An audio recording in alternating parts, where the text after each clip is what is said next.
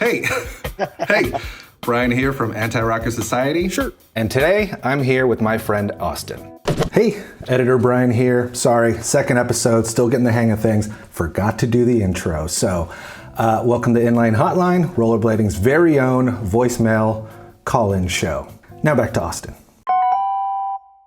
Inline Hotline. Hey Austin, how's it going? What up? I'm chilling. How's everything going with you?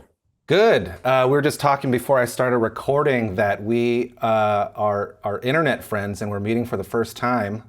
And it's kind of cool that I'm getting to talk to someone I consider like an internet celebrity, but also like a homie, you know? I'm definitely more of your homie than internet celebrity. I'll tell you that. Oh, I also wanted to show I'm sporting the... I'm so stupid. I should have worn my Anti-Rocker Society shirt. Don't worry about we'll it. Photoshop that on. Yeah, just a floating JPEG. Yeah. So on IG, it looks like you have been in Europe. You want to tell us about your trip a little bit? Yeah. Every time I go to Winterclash, I try to make it more of just the event trip. So I try to go somewhere somewhat decently warm to skate, since I'm coming from New York and it's February usually, where it's freezing cold. This year it snowed like 2 feet the day before I left for Winterclash. So not much skating has happened in New York since like November. So I was excited to get out, go to Winterclash, do the regular Winterclash stuff, as usual, see the event, see people, but also I went to Valencia and then Barcelona afterwards to enjoy some warmer weather, which warmer for a New Yorker is still like 50 degrees, but it was nice. We had some nice, consistent like 60-degree weather and sunshine, which was really good. And I got to kind of loosen up a little bit and get back into the flow of things, scrape the rust off a little bit out there, which was a good feeling.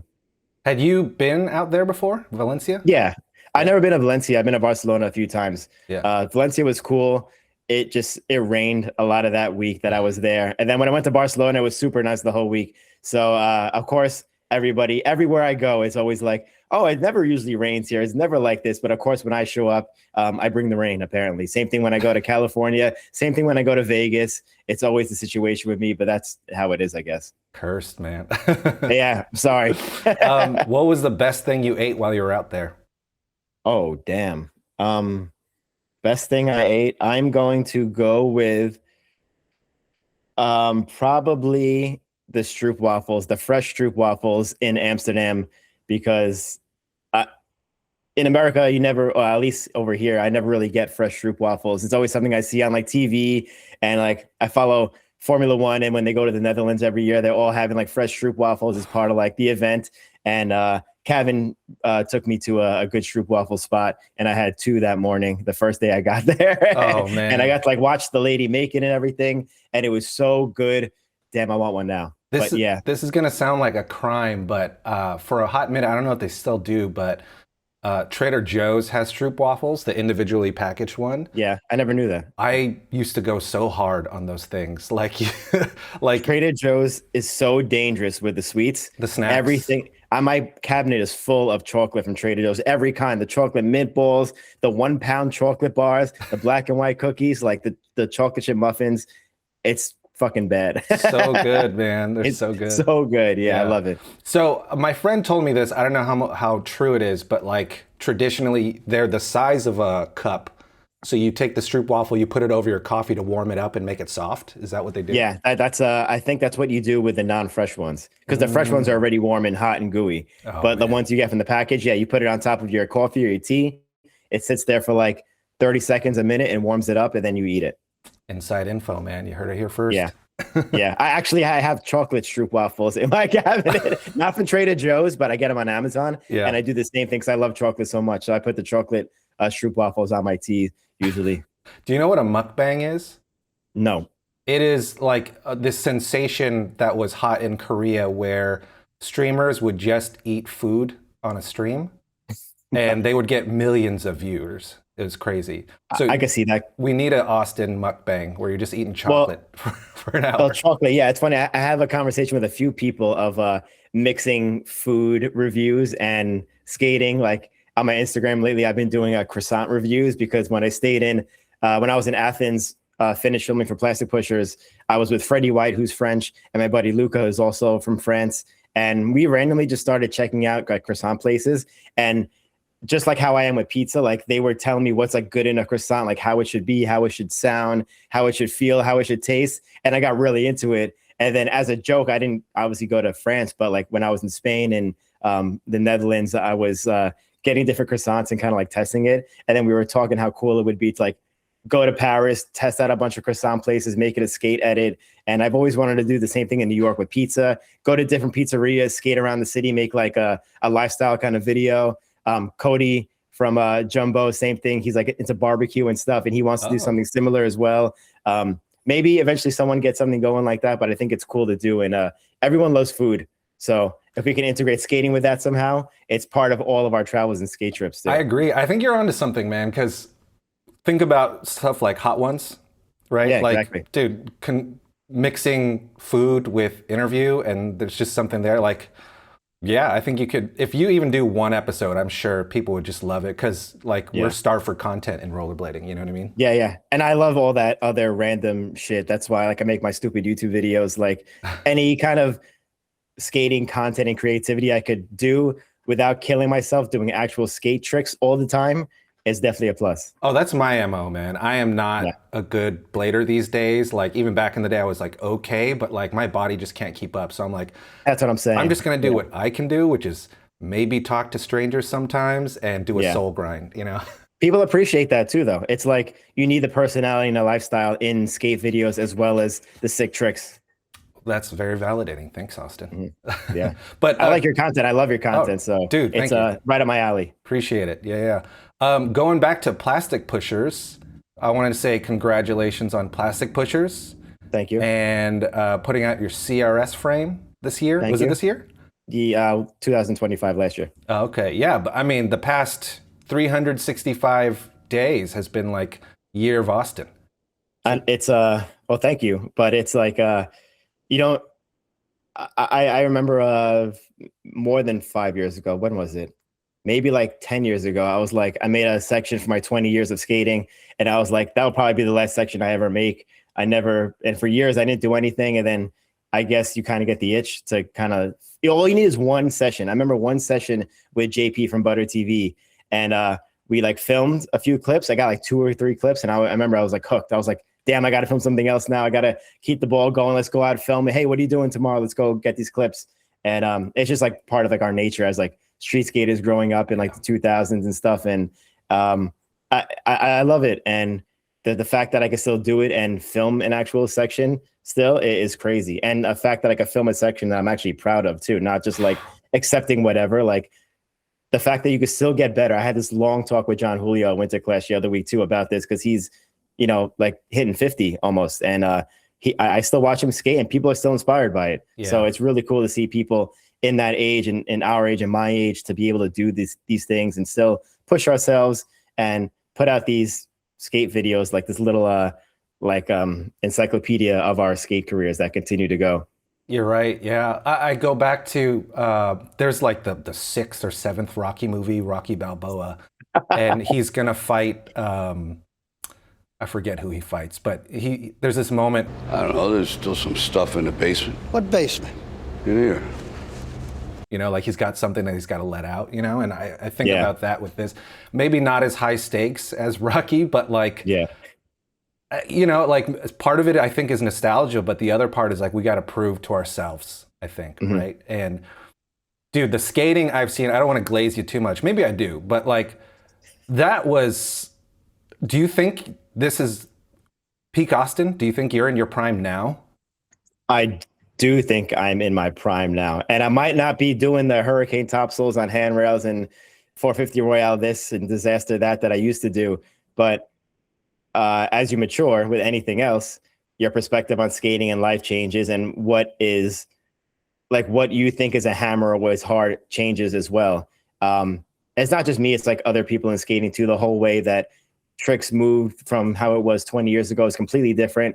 But there's so much experimenting in my skating recently and trying different things, and it's never really felt like anything's been dialed in. Like when you want to learn like a topsoul, you know what a topsoul should look like. I could picture John Julio doing like a really sick topsoul. If I think about learning a Royale. I'm like, damn, Louis Zamora had a really good Royale. I wanted to look like that. But when you're doing all this other random stuff, you have no like guide for it in a way. So it's all experimental, and it's like taking a shot in the dark. Sometimes it hits, sometimes it doesn't hit. And there's been a lot of not hitting in the last few years, or not hitting that I thought was hitting. And then I look back on it afterwards when I got better and it's not the same. So like to be able to confidently say that I had a lot of tricks dialed in, like in my plastic pusher section, I'm proud of every single clip and more. There's still way more footage that Kevin wasn't able to use that he will hopefully do something else with. Just because I had like a lot of clips that he said it didn't fit. But, you know, to be able to dial it all in, I'm 38 right now. It's a pretty cool feeling. And it's something that I'm definitely proud of.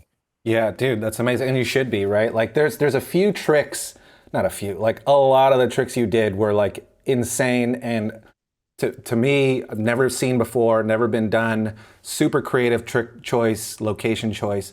But what I genuinely loved in that whole entire video was there's that moment where this lady's kind of coaching you on what she wants to see out of you. Yeah. And then you do the trick. There's a moment right after you land, the look of joy on your face that you got it is, I'm like, you encapsulated the joy of blading in that one clip. And I'll try to play it when I upload this video. But like, I'm like, dude, that's the feeling, right? That's the feeling when you get your first back farv that you haven't done in 10 years. That's the feeling when you're with your homies, you finally land that one trick. Like the look on your face, I'm like, dude, I see the child that just strapped on his first pair of blades in your face when you did that one. Dude, I'm so happy you said that. I'm not going to go too crazy right here, but I could talk about this specific topic for like an hour probably. That has been my favorite part of skating for the last like 10 years. That moment after someone lands a trick. Do you remember when Billy did the gap over the rail of the soul in the Staples Center and he landed like you remember his reaction afterwards? Yes. It was kind of similar to what you're talking about with me. That has been my picture for Billy on my phone since that happened, because I love that moment. I think even in that edit, I could be wrong, but probably in that edit, if you go on YouTube, my comment from whenever that video dropped was your reaction after that solo is my favorite thing I've ever seen of you, or something like that. Yep. And then same thing when I saw how Kevin edited that clip and he showed my reaction afterwards.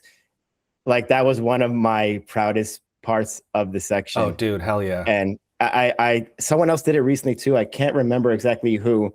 Someone else did like a crazy trick and it showed their reaction afterwards. And that stuck with me more than the trick at the time. I just love that reaction. It got me more hyped than watching any type of skating ever. So I love that. That's kind of why we do it. 100%. Yeah, we're not in it for the money.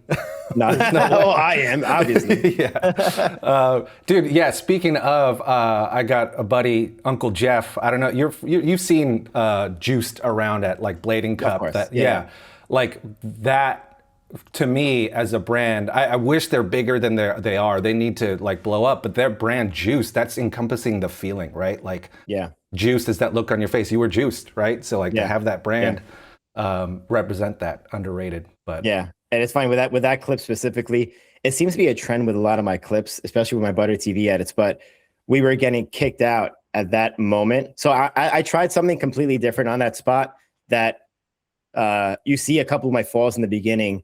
I was doing something completely different, and I tried it for like maybe a half hour, and it wasn't really working. And I was trying to figure something else to do with that spot. That lady, I was talking to her, and then a guy came. And he was going to kick us out because I broke that light. I broke a light on one of my falls. Yeah. And I tried to convince him that we didn't do it, that it was there like that and whatever. Always. And then he went to go like talk to the lady inside the building next to it to tell her like, to talk to her because she called the security, I guess, whatever. And he was like, okay, I believe you guys, whatever. And then he went to go talk to that lady. I'm like, this lady definitely saw us break that. Like we have like 2 tries maybe. And I tried and I just threw that soul roll set slide. And I'm like, okay, I'm just going to do that. And it was cooler than what I was trying anyway. And so I knew the guy was going to come out any second. And that was like my last try. And I went and I did it. And I just wasn't expecting to do it so quickly since the previous trick took me like a half hour and I didn't even come close. So it was just like that sense of relief, the shock that, oh shit, I did it. And on the first angle, if you pause it when I land, there's a guy right by the landing at the door, and that's him coming to kick us out. So that was literally my last shot. And so that was why my reaction was the way it was, because I wasn't expecting to land it so quick. There was relief that I was so happy that I landed something, and it was cooler than what I was trying in the first place. So it was like all those things at once. I was like, fuck yeah. And then instantly after that, the guy came and kicked us out. So it's like stars aligned for that one. It worked out perfectly. And that's why my reaction was the way it was. Love it. Yeah, that's amazing, man.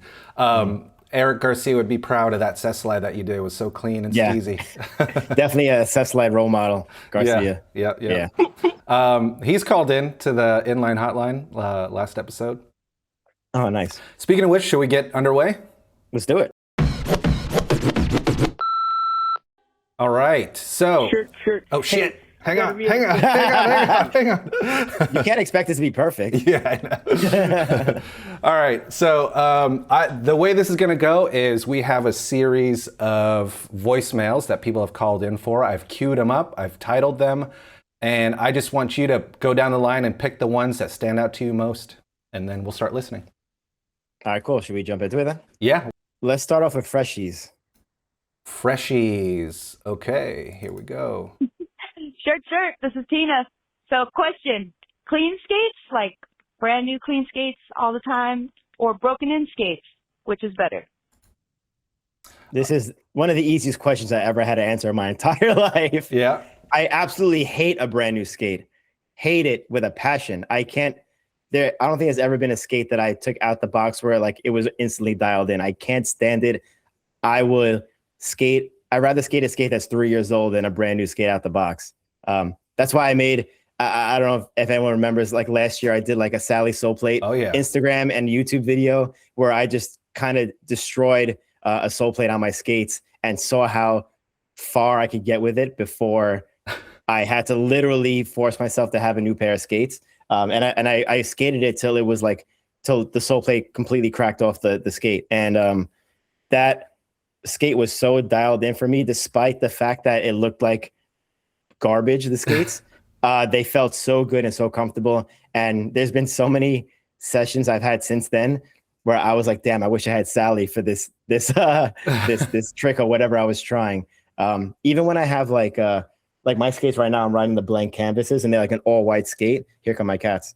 I have it's an all white skate and I love an all white skate, but you ever have that feeling with a white skate or white part where like you scuff it, like, oh no, I got it dirty. Or there's people that clean their skates. Like I'm the total opposite. When I get a brand new skate that's white, I'll like take a picture of it, like the setup that it looks cool. And then I'll go skating. First thing I do, I take the skate and I rub it in the dirt or like scrape it on the floor. So I scuff it up instantly so I don't have to like worry about that. And I think it looks better anyway. They're like my skates right now have like blue and yellow scratches all over from spots that I've skated in Spain. And that's the way I like it. Oh, that's amazing. Yeah, I feel like there was a point where I'm like, we're going to see his socks at one point. Like that thing is so worn in. It's insane. But I respect that, you know, that's getting your money's worth for sure. I need a skate dialed in. It's everybody. I'm not going to speak for everybody, but I feel like people perform their best when their skates are like one with your body. And when it comes out of the box, it's set up for a larger demographic of people to like be able to skate the skate, not specifically how you skate. So once you break that skate in, that involves skating street. Like first spot, I always skate with a brand new pair of skates. I skate a ledge at a street spot because I want to break it in, get a groove in. I cannot go to a skate park and feel comfortable in a brand new pair of skates. That's not me. That's not what I like. I need my skates beat up. I need my grooves nice, worn out and deep. I take pride in my grooves. Yeah. And that's the way I like it. I feel like that's how most people should skate their skates, dialed into the way you skate, not how the manufacturer makes the skate for somebody. Yeah. I mean, I used to be in team Freshies just because the feeling that you get, the excitement of like you put your wheels that you want in, maybe you replace the frame that you like. Yeah. And I like to like spray paint the cuff bolts and the hardware and stuff like that, different colors. But I recently went back to my them 909s with a new sole plate. And goddamn, those I skated for the longest. I think I skated those for a year. They feel so good, dude. Like they felt like condoms. Just like there was no spare space around my foot. It was just perfectly wrapped around. Like Yeah. Yeah, and then I felt like I got tricks back. Like it felt like the easiest session when I had those. Yeah. broken. The feeling you have with a skate that's dialed in for you. Like I thought I had skates dialed in for me. I think the 909 was the first skate I ever had that was like dialed in for me. I thought I rode Valos like 13 years. I thought that was like the best skate ever for me. But then once I broke in my first pair like 909s, I'm like, this is what a skate should feel like. I was skating for 20 years before I realized what that felt like. Yeah. And it's worth like trying different skates, even though you think something might work for you. Yeah. There might be something else in another skate that you never knew existed with your skating. And that skate kind of brings it out of you and then makes you a much better skater. Oh, 100%. Yeah, definitely. All right. So what's the next one you want to do? What is On a Rampage? On a Rampage. You might recognize his voice. Shirt. ESG. Bay Area. There you go. Austin. What's good, man? Hey, when are we gonna grab another 17 bags of beef jerky and play Rampage all through the night and waste all of our quarters? Because we never really won. Shit was tight. Wish we could keep doing it. Is Bar Arcade still there? If it's not, I gotta find a new one. Let's go play some Rampage. Love it. That was it? yeah, that's it. That's it. That was funny. You said ESG would have a cameo in this, and he was already the second one. Yeah. I should have known when I saw On a Rampage too. I guess he's talking about like, it was, what event was that? The New York Invitational, the Metro card, or it wasn't Metro card. It was like Billy's event before that, maybe like 10 years ago or something. But yeah, everyone was in town, and me, Eric Garcia, and I think Yvonne, we ended up going to a barcade and we played Rampage. And Classic. We at the bar sold beef jerky, I think. So we just bought like infinite bags of beef jerky and just popped quarters in. And like Rampage is one of those games where no one ever beat Rampage. Like, do you know anyone who's ever been to the end of Rampage? And so we like tried doing that. So we stayed there for like 2 or 3 hours, just nonstop playing Rampage, and that game just doesn't end. But you just punch buildings and eat humans, right? Yeah, like it doesn't end ever. And we like kind of went to the point where we ran out of all our money. We had no more beef jerky, and there was just like bags of empty beef jerky around us when we were done too. It was insane. Oh, that's so fun. Definitely like one of my favorite memories with Eric Garcia for sure. Oh, that's awesome, man. This was like 10 years ago, you said? Probably more, but yeah, something like that, 10, 15. That's so funny because that's a memory from 10, 15 years ago, but it would also track if it was a memory from when you were like 8 years old. It's still fun. Yeah. You know? Yeah, or 38. yeah, exactly. Still do it. Yeah, Eric, if we ever end up in a situation like that, I will 100% eat 10 bags of beef jerky and play Rampage with you for 5 hours. I have no problem with that at all. I don't care. I'm 38 or 48. Yeah, we'll do a beef jerky GoFundMe. Yeah. All right. Next on the list. Let's do Brian's actual mom. All right. Brian, this is your mom. You're recording a podcast on my birthday? How dare you? Tell Austin to get me a present. Thank you. Is today her birthday, or was the March 14th is my mom's birthday. Name? Susan. Susan, happy birthday, Susan. I wish you all the best. I hope you have a beautiful day today. And I hope your son calls you and sends you some flowers or something. Damn it. Don't say that. I didn't get flowers. I just threw you under the bus. I'm sorry. Now I got to get flowers, damn it. I wish I was capable of getting you a present, Susie. But I hope my warm wishes cheered your day up a little bit. And hopefully everyone else that you love surrounds you with warm wishes as well. Oh, she'll appreciate that. Yeah, she follows me on Instagram. So she saw that post and she's like, wait a minute. Thanks, Mom. I'll see you later on for dinner. There you go. What is the next one? Always On. What is that? Always On. Shirt. Hey, I got a real important question for you. Have you ever wore a pair of rollerblades while taking a shit? Inquiring minds would love to know. Thank you. Do we get like identities for these people, or if you want to be anonymous, it's anonymous? No identities, only if they're on caller ID. So I only have Eric on caller ID. So I know when he's prank calling. So I don't know who this one is. Wow. Okay. So if they choose to be anonymous, they could be anonymous. Yeah, 100%. Okay. I can't remember an exact moment, but I'm sure it's happened. I'm sure I've been to like a skate park or an event where I had to use a bathroom. Yeah, or number maybe one at minimum. We've all done it. yeah, 100%. You know how many times I splashed my boots peeing on the wall somewhere? We know that. But I wish I could remember an exact moment for some reason. Like I had like a good story, but I'm gonna say yes, I have done that before. That's all I could say. Yeah, I get that. I don't think I have number two, but number one for sure. Yeah. You're confident you never number two'd? Pretty confident because I'm a shy pooper, man. Like I have like. Oh, you're one of those? Yeah, one of those. Like a public space, I'd rather hold it and make myself sick than go in a public space. But I have. Oh, that's crazy. Yeah. Well, why don't you introduce our guest, by the way? Literally all three of my cats have visited separately so far since we started. Get your tail out of my face. This is Peppy. He's the biggest of them all, and he's going to take up the whole camera. He's jealous right now. But let's go on to Oak City. Oak City, here we go. Hi, my name is Long. I'm 37 years old, been rollerblading for roughly 30 years, and just wanted to ask Austin, if he had to start over from level 0 and improve drastically, what would be the 3 things that he would focus on to kind of get somebody from 0 to just a pretty capable level? So what would be your 3 tips on that? And I just want to say thank you so much. Hope you have a wonderful day, and congratulations on everything. Love you. Can we normalize saying I love you to strangers on the internet? Long, I love you too, man. You're the fucking man. Everybody check out Oak City Skate Shop for all your skating needs. He does custom builds. He's done custom builds for me. He does it all. Amazing. I feel bad because I haven't ordered something in a while. I used to always order stuff, but I've been like getting hooked up with shit recently, so I haven't needed to buy things. Good problem to have, man. Must be nice. I guess. But I mean, I'll buy some clothes off him or something soon.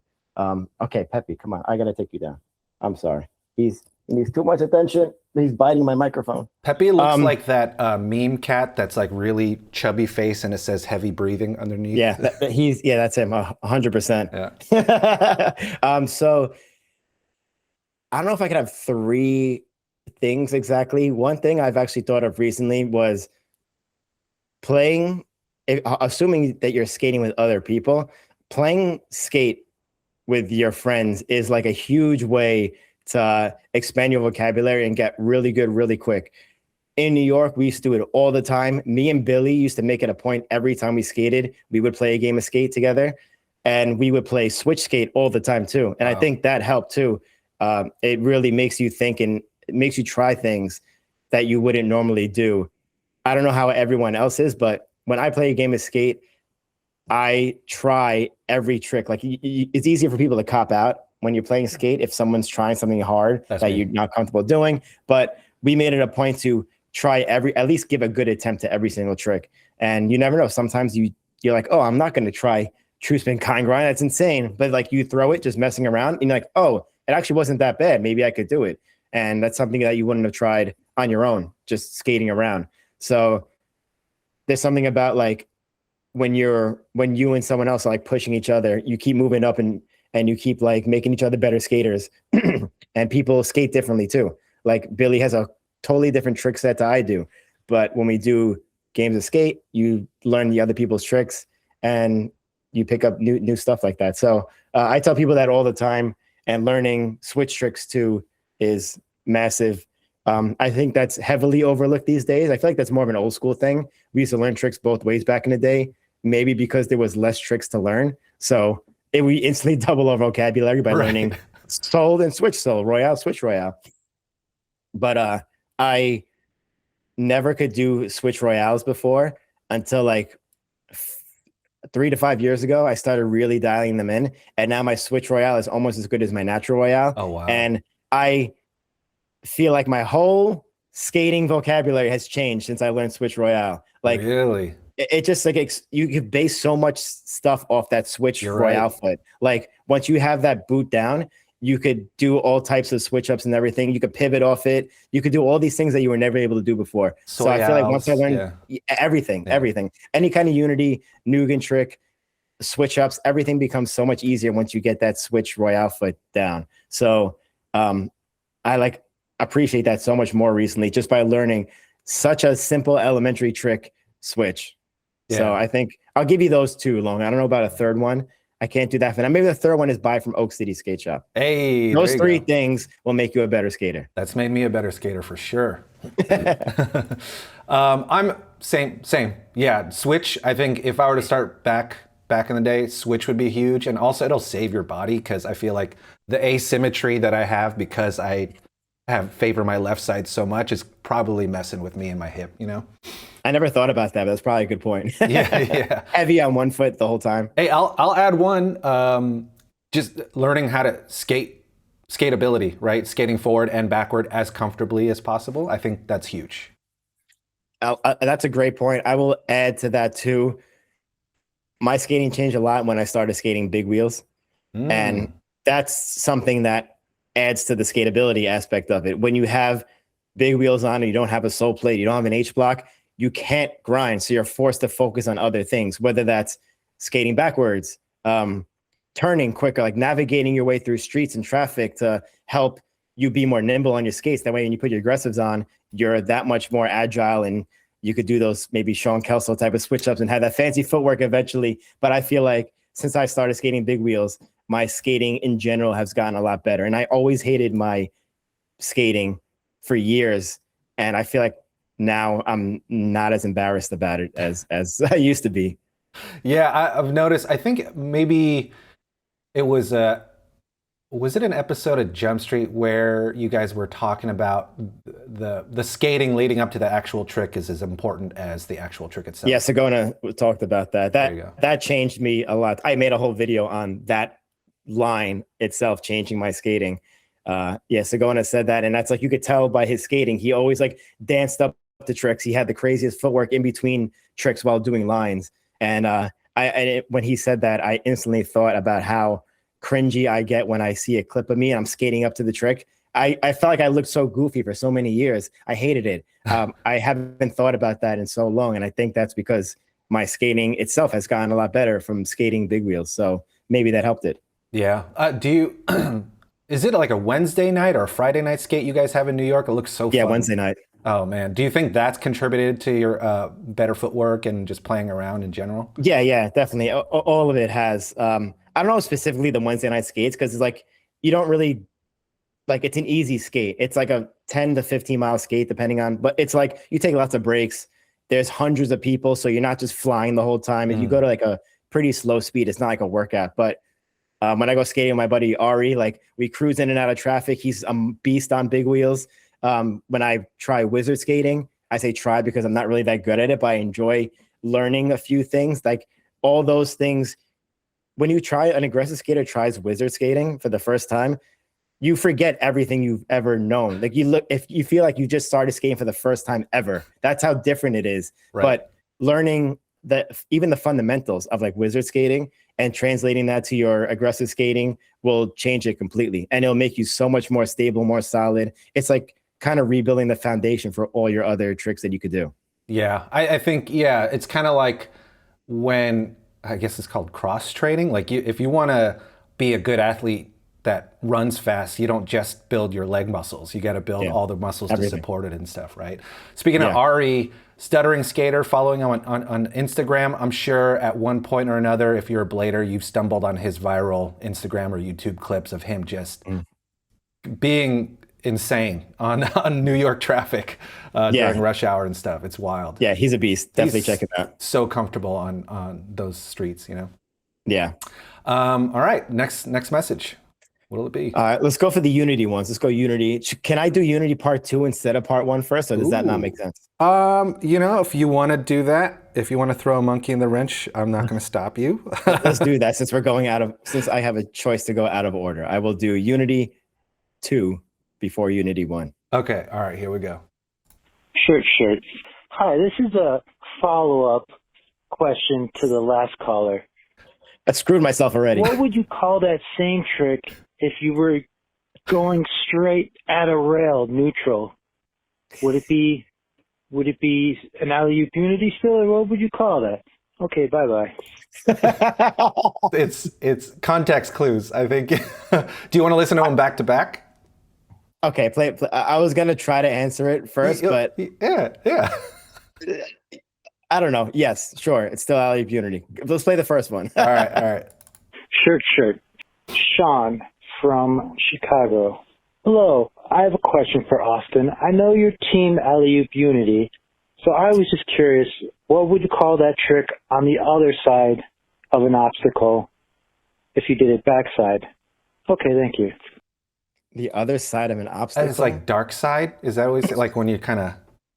Like drifting over, I guess? I think so. Not sure. That was Shawn Michelson of Feet and Four Wheels, by the way. Oh, Sean, what up, friend Sean? of Anti-Rocker. Yeah, I know Sean. Yeah. Thank you for the question. It's funny that people like know if you're alley-oop unity or Savannah. And to me personally, I will just say that's like my least favorite discussion in skating. Yeah. Like I don't give a shit what you call it. Like just do the fucking trick. Like, that's kind of all it is. But I will. So okay, alley-oop unity is saying if you do it on the other side. So if he is talking about dark side, I mean, I call it a Savannah. And I guess the technical term would be back Savannah. I don't know. I'm so confused. Yeah. I wish I saw a diagram of what he was talking about. And then he said neutral. Sure. I have no idea what you're talking about right now. Bamboozle. Neutral could be, I would just call it an alley-oop unity. I'm just gonna say alley-oop unity for all the things. Yeah. I had this discussion with Sean Kelso too, maybe a year ago or something. We were talking about stuff, and he's a huge skate nerd too. And he's like, I just break it down to what it is. And I'm like, I kind of like that. He'll be like, there's a unity, there's a frontside unity, alley-oop unity, 270 backside alley-oop unity, backside alley-oop unity. And I'm like, that makes sense to me. I could get down with that too, I guess. I'm not against the Savannah thing either. I have so many years of calling it alley-oop unity. It's so hard to break that. And that's why I call it the way it is. And I know Savannah has a technical name. Dave Payne discussed that on the Jump Street podcast too. He was there for the first ever Savannah. Oh, wow. And when it was named. So there is factual information behind what is the Savannah and what isn't. But people are going to call it whatever they want to call it. I'm gonna just say it's an alley-oop unity. If you go dark side, it's an alley-oop unity. If you go neutral, it's an alley-oop unity. Stick with my guns. Hey, if it's a soul grind, it's an alley-oop unity. There you go. Everything's an exactly. alley-oop unity. Thanks, Sean. We'll have you on soon. I would love to have you on soon if you'll have us. Cool. Let's see. Next one. Traffic Criminal. Traffic Criminal. Here we go. Interesting name. Shirt, Ari Boards, New York City. Hey, Austin, it's Ari, aka the Stuttering Skater. As a heads up, I know you don't know this, but I have a little bit of a speech impediment, so his message might take a while. I just wanted to say thank you for being one of the best ambassadors for skating overall, and having probably one of the more significant impacts on my skating and overall my life as well. Your approach of if you're not able to make it look good, you shouldn't do it, has always stuck with me and held me back in almost every way. I'm kidding.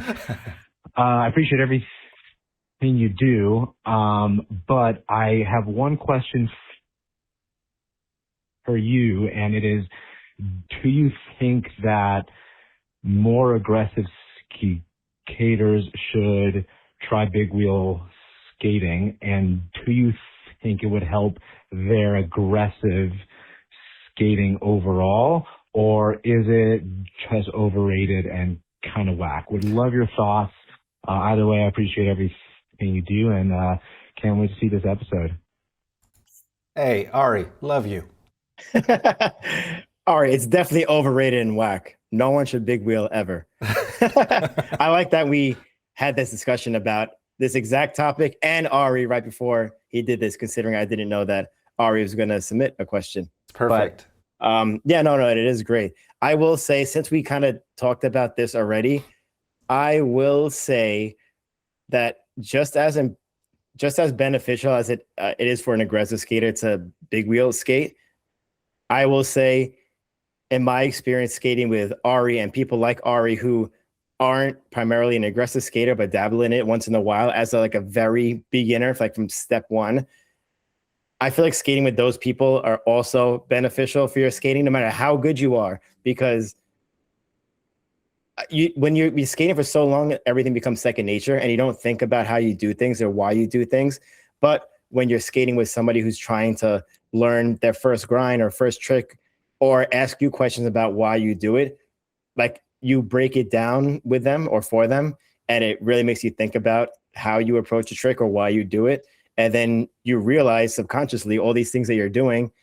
And then you could be like, oh, I do this because of this reason, by explaining it to somebody. And then you use that and implement it into other tricks that you've been doing forever without even noticing. And I think that's something that maybe a lot of people haven't had. I haven't had that for years until like COVID time, when people like started skating again and took a 20-year hiatus or 15 years and came back. And they're like, oh, I'm trying to relearn like royales or whatever. Like, how you do this? I'm like, I don't know. You just do it. And then like you're forced to break it down. Yeah. And you see people do it and you analyze and you're like, oh, you're doing this. Maybe you should try this instead.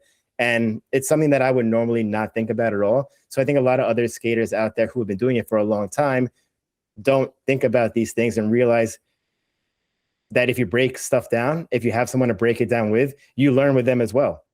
And I think that's just as beneficial as an aggressive skater skating big wheels.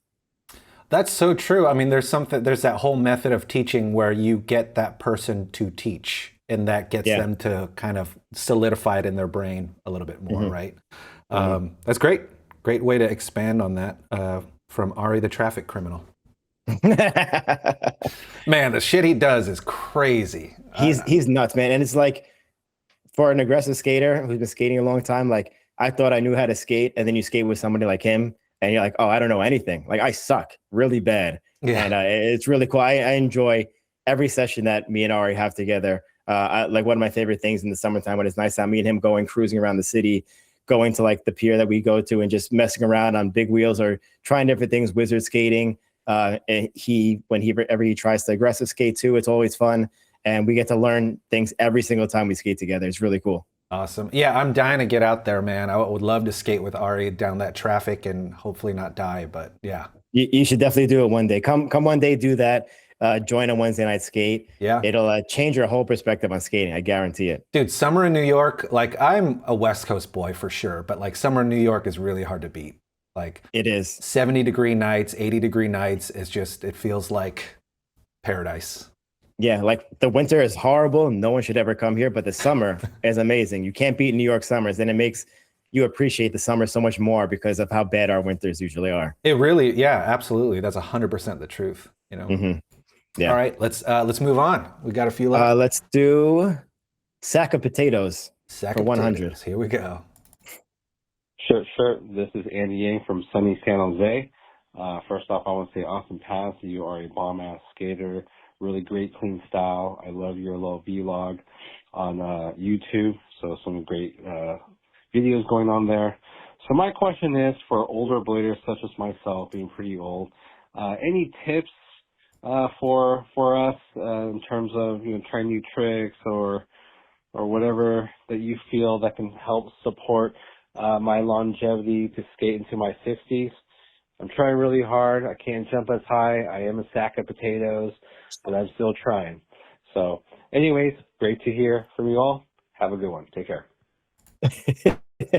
What did he say? His name was Andy? Andy of VG4 fame and #1 5 Grinds. Andy guest. of VG4. How could I forget?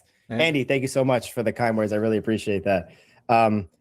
The second thing I want to say before I answer that question was, for people who don't know, you gave like a quick title to all the questions for me to choose from. So I saw a sack of potatoes. I'm like, what could that be? And then I hear him explaining his question, like saying everything he was saying, and then said, I feel like a sack of potatoes. And it's kind of like when you, can you hear like that background sound, by the way? No. Okay, never mind. Okay, it's like when you buy like when your favorite artist drops a new album and it has like a title. Yeah. And then like on track 7, like in one of the verses, the title of the album is like in the song. And I'm like, oh, that's where the title came from after listening to like 40 minutes. Like, that's what just happened right now. I'm like, oh, a stack of potatoes. Now it all makes sense. I get it. Yeah, yeah. He said it. He said it. So yeah, tips to learning new things at an old age. I think you need to skate smarter, not harder. I think that's a pretty like cliche answer, I guess. But like we were just talking about before earlier in the episode, I feel like I'm skating better now than I ever have, even though I'm not doing disasters or throwing myself for 50 Royale down big, huge down rails or anything like that.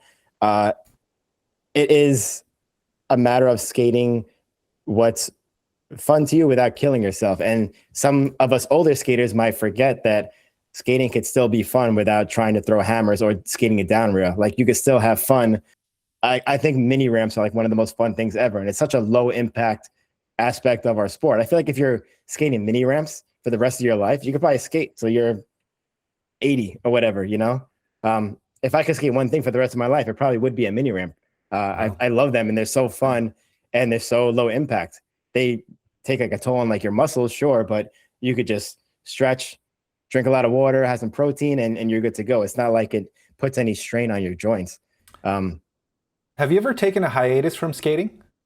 Not voluntarily. Like, I've been injured and taken like a couple months off here and there, but wow. So not like a hiatus. So I've been skating. This is my 30th year skating.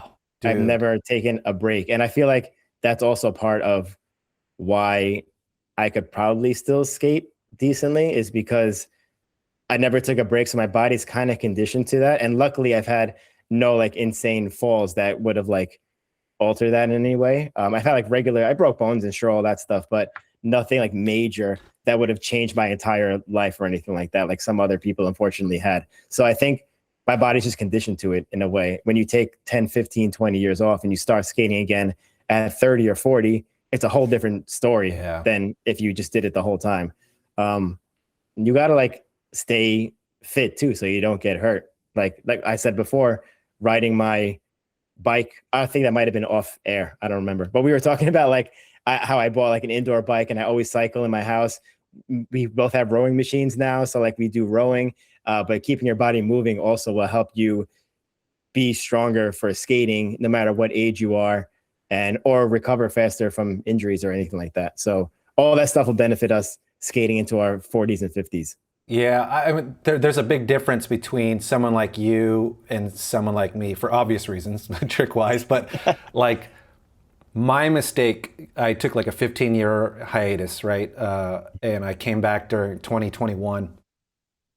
I broke 3 bones my first year back because it was my 16-year-old self trying to do my 40-year-old self trying to do my 16-year-old self. Your mentality has to switch completely. Yeah. And then so you've been skating this whole time. You've been able to adjust and evolve with your tastes and your body and stuff like that. So yeah, there's definitely something to that, and knowing your limits and like listening to your body is a huge one, right? Yeah, like knowing that there's other types of skating out there, especially if you did take a hiatus and you come back, you might, last thing you remember, last video you ever saw might have been KFC 3. And you're like, oh, word, this is what we're doing. We're still doing 360s off roofs nowadays with TRSs with the flaps hanging out. But it's not necessarily like that. You can still have fun doing other things. And your mentality totally has to switch from that. You can't just pick it up where you left off. You're not 15 anymore. Just accept it and move on and adapt to it, because that's probably one of the least important things you're going to have to adapt to in life as an adult. Yeah, absolutely. You can't handle that. I don't know. You're not going to make it through life. Dude, just on a slight tangent here, like watching someone that has skated continuously since like the 90s or early 2000s is something wild, right? Because the amount of tricks that you treat as like a warm up, or just like the muscle memory is so ingrained in you. And watching someone like that skate is crazy. Because something where I'm like trying so hard just to land a clean royale or a soul grind. I have the privilege of skating with all these like legendary skaters that are still in the Bay Area. They just show up to sessions. I've been seeing BJ Bernhardt a lot lately. And the other day, I just watched him do a warm-up alley-oop top porn while having a drink in his hand. And he didn't spill a drop. And it was so casual about it. I was like, my God, dude, like it's just so easy for him, you know? And like just watching you, like I'm sure in person, your warm-up tricks are just probably like insane. Like you've got the nastiest true top sole that I've seen, like perfect form and everything. I'm sure that's like second nature safety trick to you now, you know? Yeah, thank you. BJ is a beast for sure. I loved watching him at Blading Cup this past November. He was on a mission. It was so sick to see that. Yeah. Yeah, I was going to say something and I completely forgot it now, but it'll come back to you. Feel free to interrupt when it does. Yeah, it will. But yeah, BJ, you could see him working through things. Like he just kind of messes around.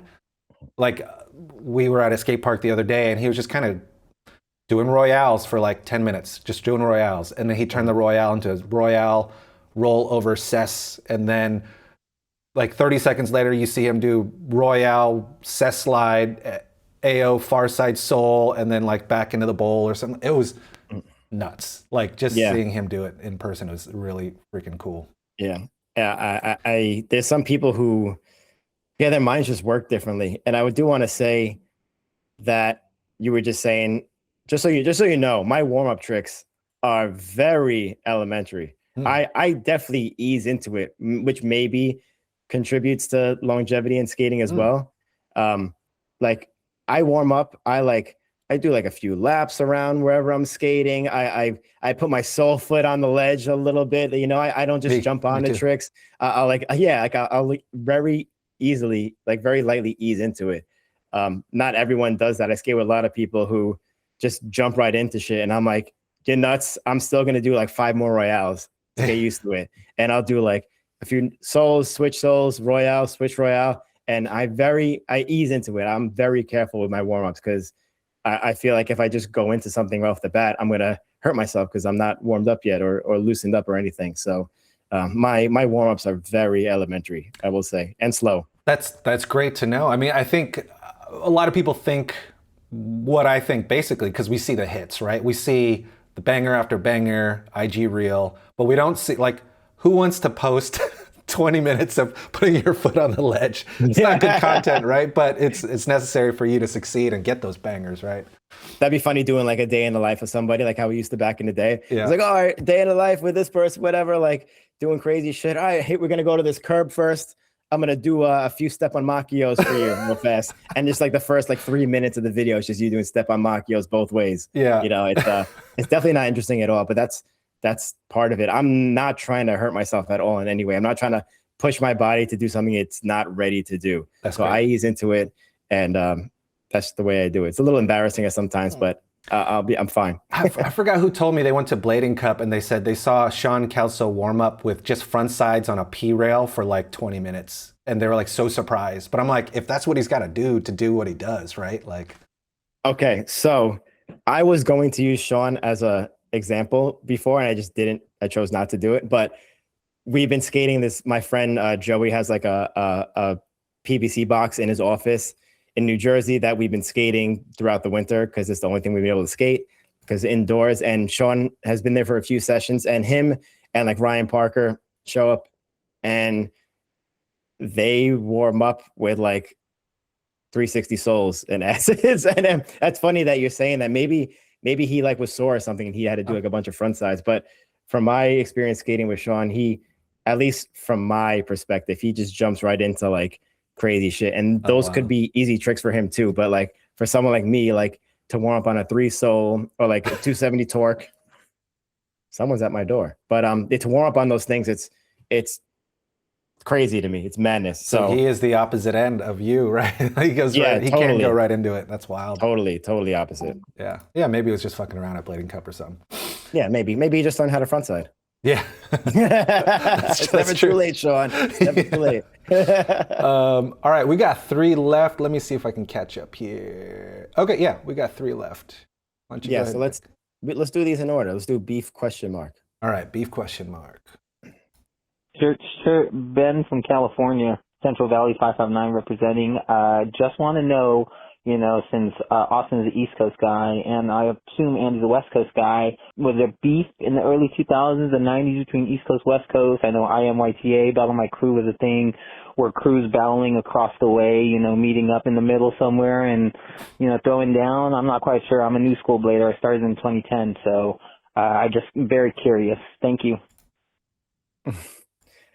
So we definitely both have to answer this one from our perspective, since you grew up in California. Yep.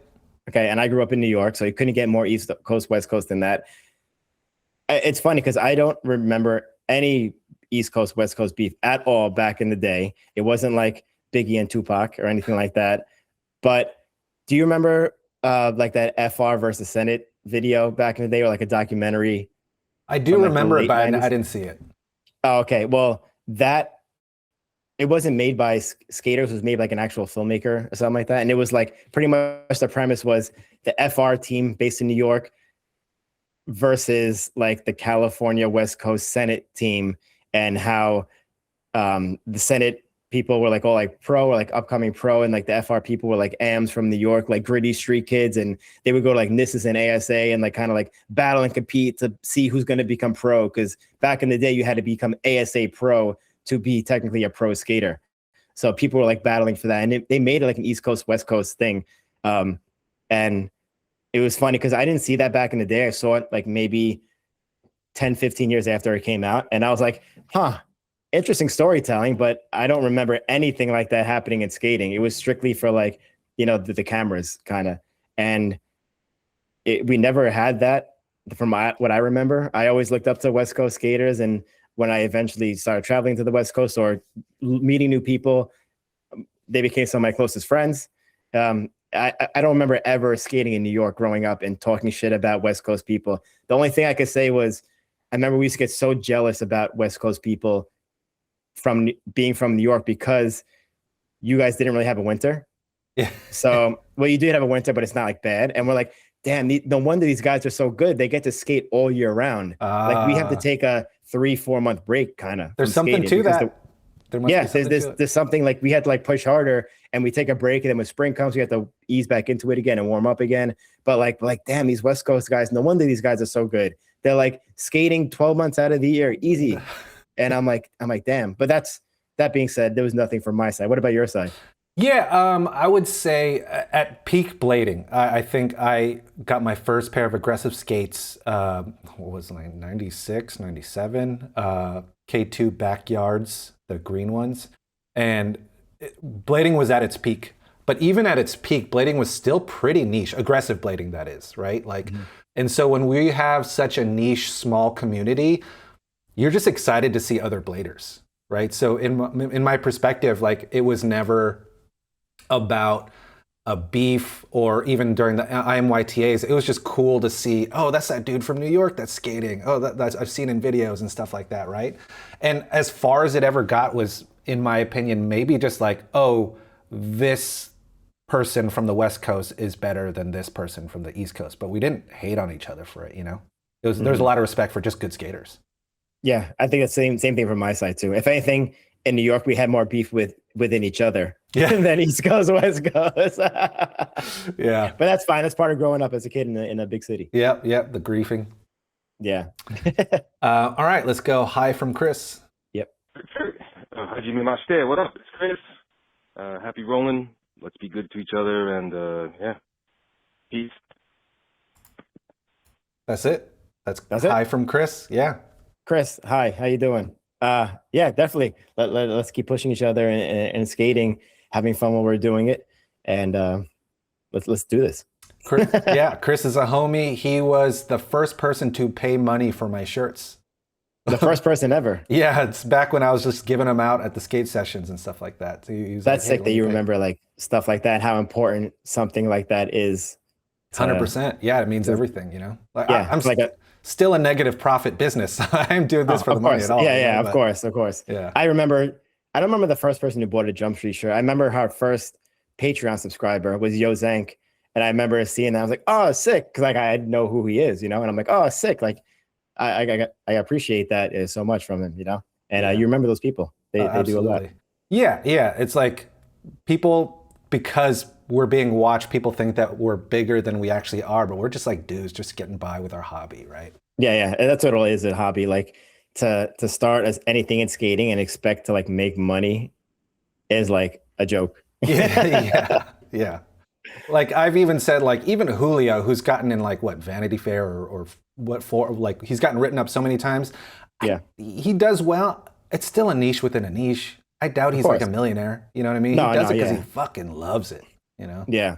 You gotta respect. That's why we all do this. There's like no one in here starts skating for the money or the fame or anything like that. You're in the wrong business if you are. Yeah. All right, let's round it out. I think this is a perfect one to round out our. I purposely left this one for last because I don't know what the question is, but I like the name of it. So yeah, let's see how it is. You're gonna like it. Shirt. Yep. This is ESG. Just asking everybody out there, what is your motherfucking music that you like to slap when you skate? I'll be honest with all y'all. This is my jam.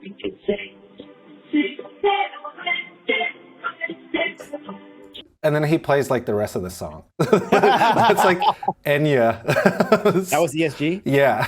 Okay. That did not go where I thought it was going at all in any way. What's up? Skate music that you like to skate to. Skate music. It's so, I don't listen to music when I skate or anything. So I'm not one of those people who skate with like headphones. We do go to sessions though. We bring like the Bluetooth speaker, the boom box, as those old school people would say. But we usually just put on like hip hop. I feel like that's like a good vibe genre, at least New Yorkers, because that's what we grew up on for the most part. I would say, my Apple playlist is probably so random right now. Songs that I listen to like on the way in the car, on the way skating somewhere, like on the bus. Like I have Billy Joel, I have Kanye West, I have Sleep Token. So it's like super random, the stuff that I have. I have Green Day on there too. Yeah. Like all super random music, which I think most skaters have that type of randomness in their music genre, because growing up watching skate videos, there was such a diverse range of music and like video grooves and all this stuff. So like, even if you grew up like listening to hip hop, when you watch skate videos, you might like Tom Petty because it was in Brain Fear Gone, or vice versa. And that's part of like why skaters are very different from other people, because we are influenced more by a wider variety of, all these things. That's so true. The skate videos were the only way I was finding out about new and underground music at the time. Yeah, me too. Same thing. Yeah. And like, I had a taste for hip hop because Bay Area was huge where I grew up, but like I got introduced to Alice in Chains and 311 and all these different bands. I was like, man, this is cool shit. Yeah. Yeah, music in 90s skate videos was so different too. There was like ska in it, and like Suicide Machines, and like Rancid was in it, which is like really cool stuff that I grew up on listening to. Yeah. And then I remember the first hip hop song I ever liked, and it wasn't even Wu-Tang, being from Staten Island. Wow. It was watching the skate video The Traveler. And I think it came out in like 2000 or something, but they had a Gangstar song in it. Moment of Truth was one of the sections, and I just loved that song. And then I bought the Gangstar album, Moment of Truth album, and I started listening to hip hop, and then I started listening to everything else, Biggie, Wu-Tang, whatever it is. And it became like a huge part of my life after that. But I like actually physically remember, because before that I only listened to like punk rock. Oh, wow. So yeah, so it was like way different for me to get into that. But I only know that because of skate videos. Yeah. Oh, look at us. It's making us more cultured. That's what it does. Exactly. Yeah. Love it. So that's it, man. What'd you think? Oh, it was fun. That was awesome. I like I said before, I love the platform and the concept that you bring to the table with this is definitely unique in skating, and it's fun to do because you don't expect what people are going to say and call in. So it was really fun. Yeah, I like the randomness, and people have been really respectful so far, which is great.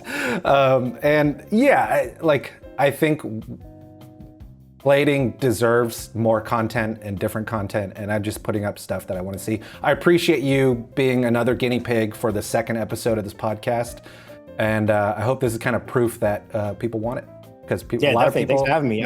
When you asked me, I was flattered that you asked me to have to be part of this, which is really cool because I like the first concept that you did too. I was a call-in on the first show. Yeah. And, much appreciate it was the fun. support. Yeah, it was fun. I should have called in for this one too. Yeah, call in for yourself. I'm calling for the next one.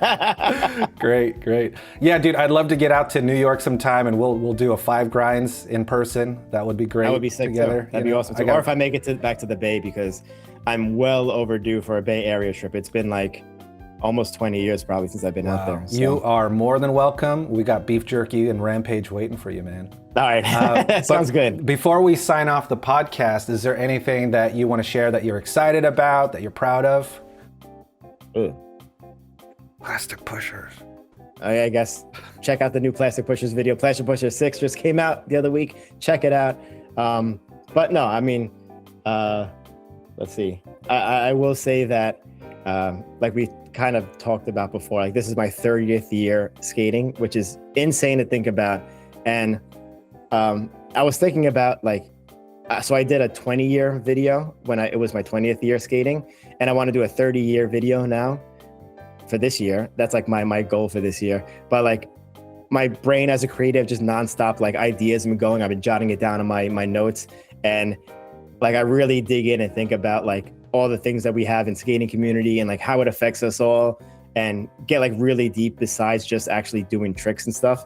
And it makes me appreciate it so much more. So sometimes it's fun to stop and think about those things, why we do it. And me and you are talking right now, which is super random. We don't have to skate to be able to do this, Yeah.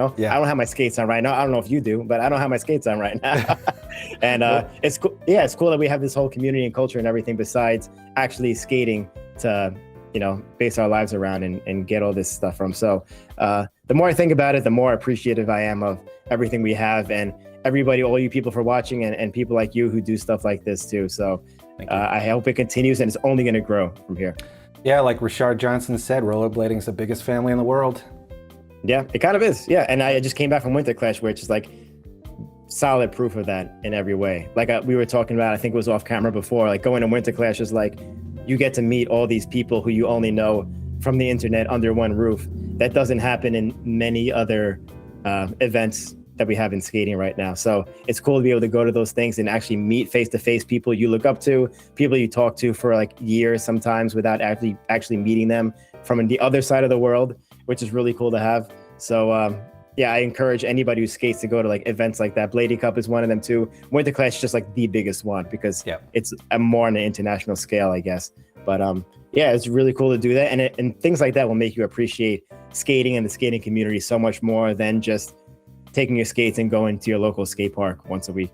It's invigorating, man. Dude, it is. Thank you so much. I appreciate you taking the time to be here with this silly little podcast. I hope I don't fuck it up. The next step is checking to see if I actually hit the record button. I'm pretty sure I did. If you didn't do it, I'm happy to do it again too. I had a good time. Right on, man. Yeah, I'm gonna start recording here. Thank you, audience. On to the next one. Bye-bye. Inline Hotline.